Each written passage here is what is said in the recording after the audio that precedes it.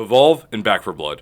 Two games that were once at the center of hype, only to rapidly fall into obscurity, rarely to be thought of again. Both games advertised themselves as the rightful successors to the Left 4 Dead franchise, yet both failed to deliver on that promise. How did these two titles, born from such high expectations, crash and burn so spectacularly? Our story begins with the creators of these games, Turtle Rock Studios, a once small but ambitious team that would eventually fly too close to the sun in their quest to recreate the success of Left 4 Dead, a title that would forever cast a shadow over the studio's future endeavors. Turtle Rock started with just 6 members, working on a mod for Counter-Strike that would later evolve into Left 4 Dead. Their impressive work caught the attention of Valve, who soon stepped in to financially back and publish the game, even bringing in their own team to support its development. Before the release of Left 4 Dead in 2008, Valve acquired Turtle Rock Studios, renaming it Valve South. Now, you might be wondering, what does this have to do with Evolve and Back 4 Blood? Well, everything. Just 2 years after Valve purchased Turtle Rock, the studio made a bold decision to part ways with Valve. While they managed to keep their name and logo, Valve held onto the rights to the Left 4 Dead franchise, leaving Turtle Rock to forge a new path, one that would ultimately lead to the creation of both Evolve and Back 4 Blood. The reasons Turtle Rock Studios gave for leaving Valve would go on to haunt them across their future careers in game development. The successes of Left 4 Dead 1 and 2 had bolstered Turtle Rock's confidence, and their decision to leave Valve, as stated by Turtle Rock's co-founder, came down to not only the cultural differences, working with a large company 800 miles away certainly isn't easy, but also the pace at which Valve operated. He said, "Whenever we were working with Valve, it was kind of crazy. They take their time, you know. Valve's time is a well-known thing, but for us, it was like, we want to get this done." Perhaps Valve was trying to teach a lesson in patience that Turtle Rock could have carried into their subsequent gaming endeavors. But instead of learning from Valve's slower-paced, quality-focused development cycle, Turtle Rock began quick work on their next project.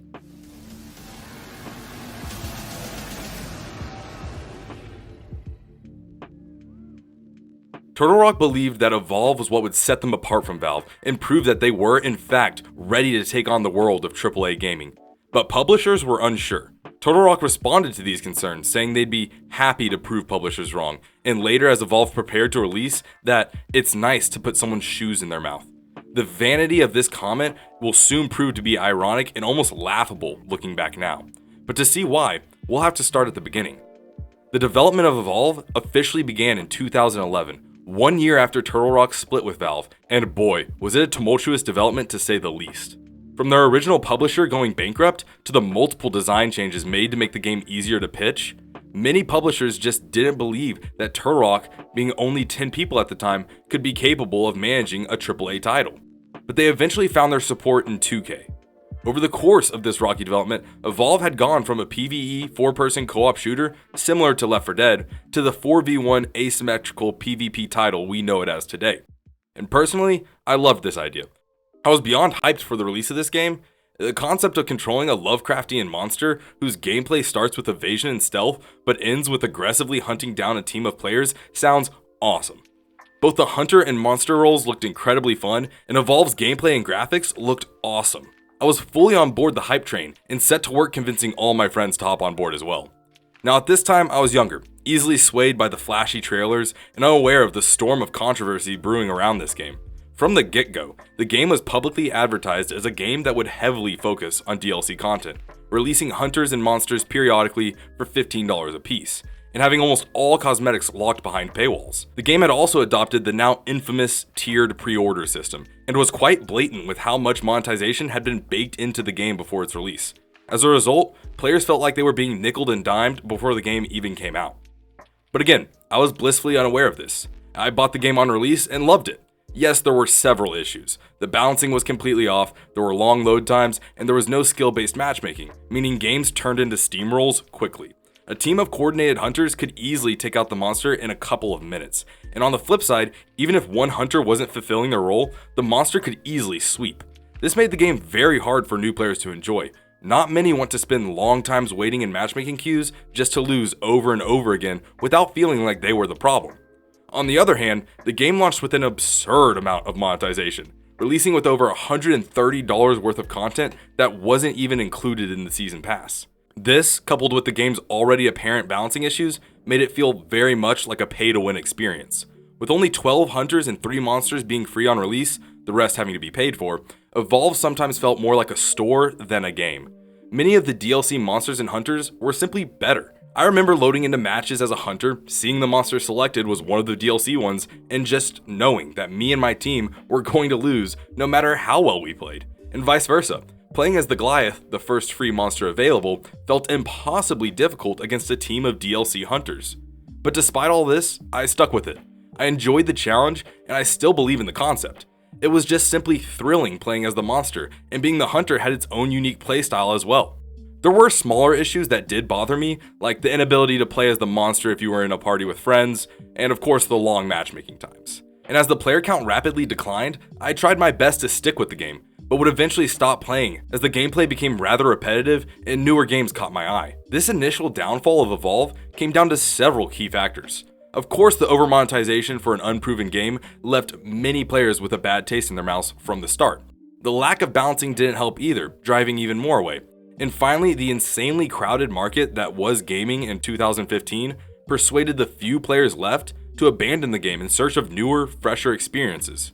Turtle Rock had set out to independently make their mark on the gaming landscape, but had only proven the many publishers who turned them away correct. They were indeed not equipped to handle a game of this size, and their inexperience in balancing PvP multiplayer was obvious. Even when Evolve went free to play just a year after its release, it never stuck, garnering a surge of players that quickly fell off, leading to Turtle Rock officially ending the support of the game just a few months after it became free, and 2K shutting down its servers in 2018.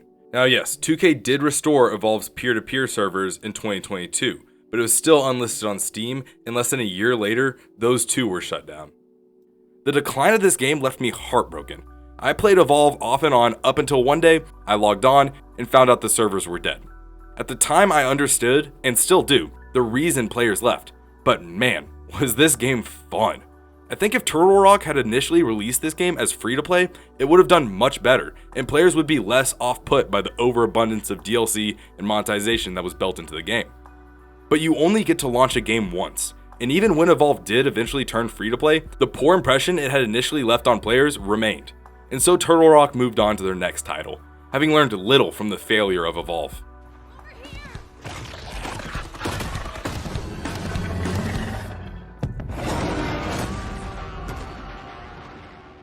Turtle Rock saw themselves as the rightful torchbearers and creators of the Left 4 Dead series, and in the marketing for Back 4 Blood's release, they made sure everyone knew it. I mean, the title alone, mirroring Left 4 Dead, set everyone's expectations high, as it was being promoted as the successor to the franchise and effectively a Left 4 Dead 3. But what the game turned out to be was anything but. When Back 4 Blood was first announced at the 2020 Game Awards, I was beyond hyped. Nostalgic memories of me and my friends playing Left 4 Dead 2 for hours on end came flooding back, and I eagerly awaited any new information that came out as the game was gearing for a full release. Some news excited me, such as the statements about how the game was going to be a bigger and bolder version of Left 4 Dead. However, other reports dampened my interest, like the developers stating that no mod support would be coming to the game at launch, and they had no plans to add it in the future. Is Back 4 Blood gonna facilitate the modding community at all with the online element, or is it gonna purely be contained game files?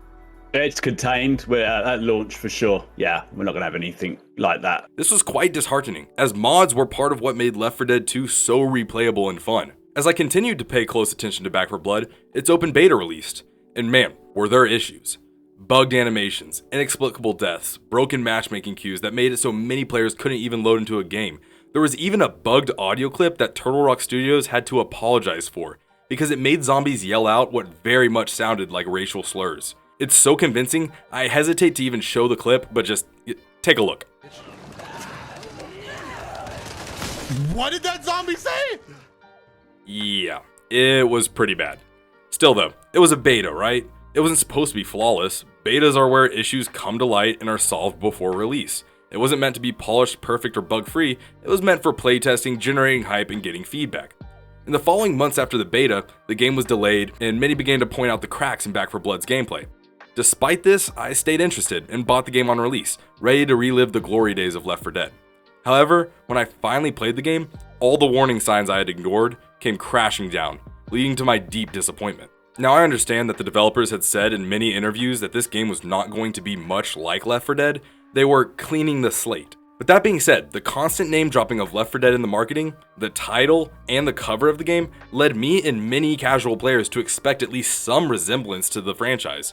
But besides the 4-player zombie fighting mechanic, this game was nothing like its predecessor, and was in fact noticeably worse. The fast-paced, chaotic feel of Left 4 Dead had been completely gutted, leaving gameplay that felt painfully slower, more linear, and needlessly complex. The addition of a roguelike card system was interesting, and could have worked if it hadn't felt completely out of touch with the surrounding mechanics. And lastly, the game just lacked any sort of polish.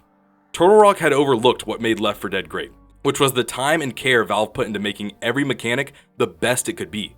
A great example of this is the zombies themselves. While Valve had carefully customized over 100 unique death animations and many different facial expressions for the zombies in Left 4 Dead, the Back 4 Blood zombies ragdolled on death, and all look very much the same. Small details like this add up quickly, especially when your game is claiming that it will have the same talent that made Left 4 Dead working on it and boasting that it will be bigger and better. While players might not immediately notice these differences, over time, the lack of polish makes a game repetitive and at times even boring, which was the experience I felt. Unlike Evolve, I only played Back 4 Blood for about a month before it got stale.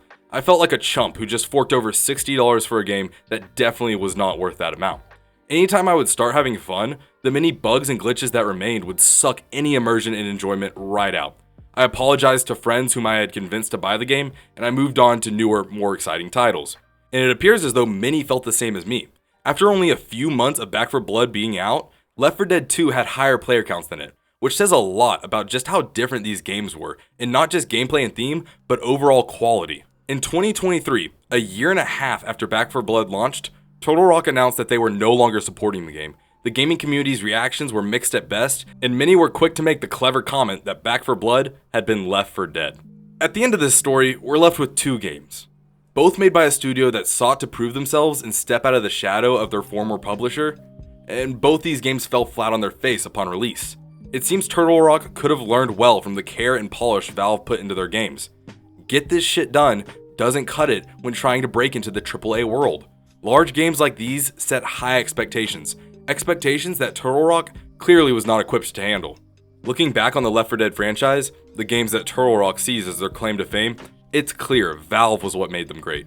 Not only did Valve employees working on the game far outnumber Turtle Rock's, but the culture of making the game the best it could be, refining every mechanic, and enabling players to further expand on the game with mods, all came from Valve. Turtle Rock's arrogance and inability to see that led them to create two rushed and incomplete titles that players simply did not want. While yes, Turtle Rock Studios has shown that they are great at coming up with ideas and concepts for games, they were only a small part in the massive endeavor that went into creating Left 4 Dead. They have proven that when it comes to execution, the AAA space is not for them. Instead of Evolve and Back 4 Blood becoming the proving grounds for Turtle Rock's success, they became public evidence of who the real creators and developers of Left 4 Dead were. In case I didn't make it clear, I did really enjoy Evolve. I had a lot of fun playing it, and the characters and monsters were really cool. I think its release would have gone a lot better if it had started out free to play, because it seems like the DLC is what drove many players away. That being said, if you enjoyed this video, you might enjoy my most recent video on Activision and why mods are super important to gaming.